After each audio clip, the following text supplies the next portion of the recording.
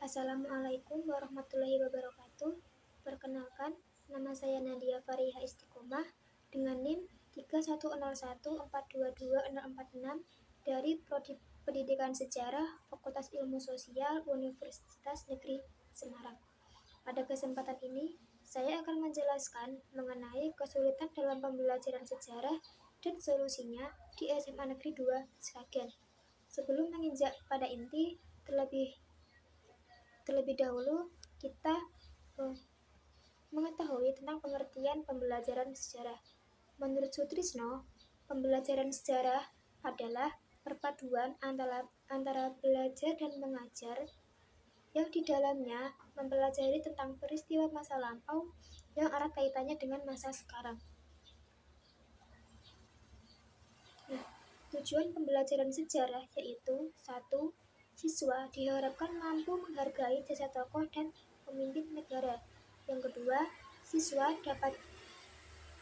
memperoleh banyak pengetahuan. Yang ketiga, siswa diharapkan mampu membuat penilaian, mengetahui kepentingan suatu peristiwa dan sebab akibat peristiwa tersebut.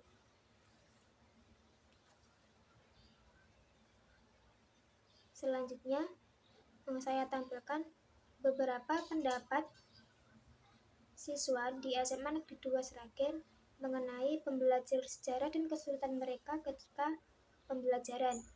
Yang pertama yaitu dari saudari Kristabella Rafaelita Suryanto, yang menurutnya pembelajaran sejarah di SMA itu cukup baik dan dapat dipahami. Namun, ketika mengikuti pelajaran sejarah, dia sering mengantuk.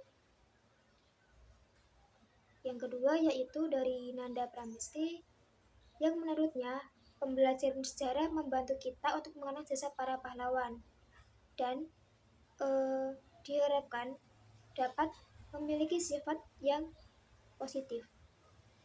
Yang ketiga yaitu dari Bibi Septianti Saputri, yang menurutnya pembelajaran sejarah itu sangatlah penting karena dengan adanya pelajaran sejarah, murid akan lebih mengerti sejarah dan para tokoh penting, apalagi di kalangan milenial. Selanjutnya yang keempat yaitu dari saudari Ayu Alalia, yang memiliki kesulitan untuk memahami konektivitas peristiwa sejarah antara satu dengan yang lainnya. Peristiwa-peristiwa sejarah ataupun hal yang membahas masa lampau biasanya bersifat subjektif. Hal itu membuat dia tidak yakin apakah teori-teori yang dimunculkan itu benar ataupun hanya teori-teori yang hanya dari satu sisi semata. Yang terakhir yaitu dari saudari Tia Novi, yang menurutnya pembelajaran di SMA itu sedikit membosankan dan kesulitan dia yaitu terlalu banyak bacaan dan hafalan. Nah, poin permasalahan dari sudut pandang guru yaitu 1.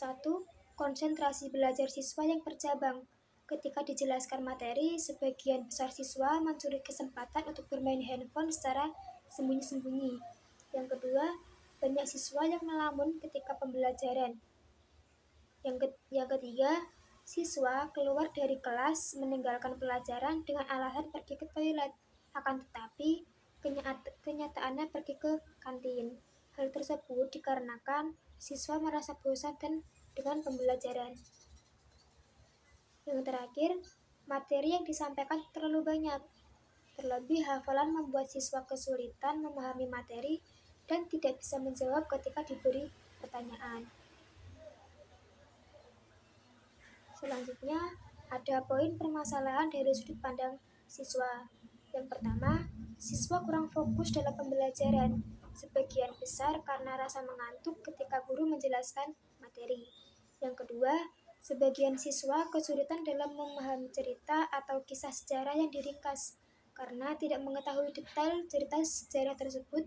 Namun, sebagian siswa mengeluh karena banyak hafalan dan bacaan.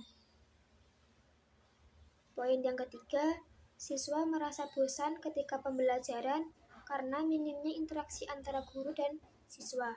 Yang keempat, siswa kesulitan memahami konektivitas antara kisah sejarah satu dengan yang lain karena pengaruh subjektivitas. Berikut alternatif pembelajaran sejarah di SMA menurut saya. Alternatif pembelajaran sejarah dengan metode diskusi, yaitu bisa dengan kelompok belajar, yaitu siswa dibagi menjadi kelompok-kelompok kecil dan diarahkan untuk mendiskusi materi yang sudah ditentukan oleh gurunya. Yang kedua ada teater dalam kelas. Siswa diajak bermain drama memerankan salah satu kisah sejarah. Hal ini bertujuan untuk mengembangkan imajinasi dan penghayatan siswa. Metode diskusi yang ketiga yaitu tanya jawab.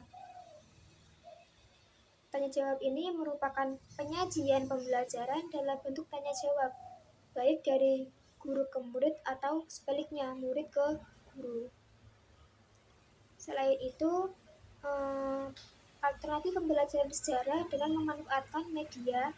Yang pertama, mind mapping, yaitu untuk mengasah kreativitas siswa sehingga pembelajaran tidak monoton. Yang kedua, dengan media visual.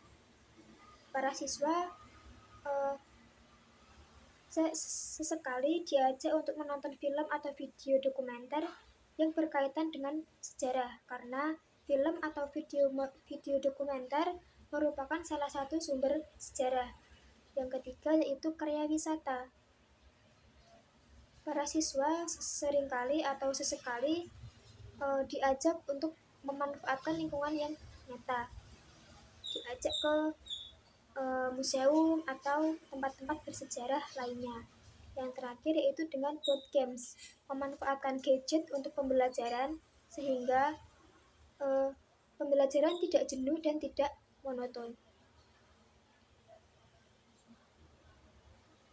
Sekian presentasi dari saya. Apabila banyak kurangnya, saya mohon maaf yang sebesar-besarnya. Wassalamualaikum warahmatullahi wabarakatuh.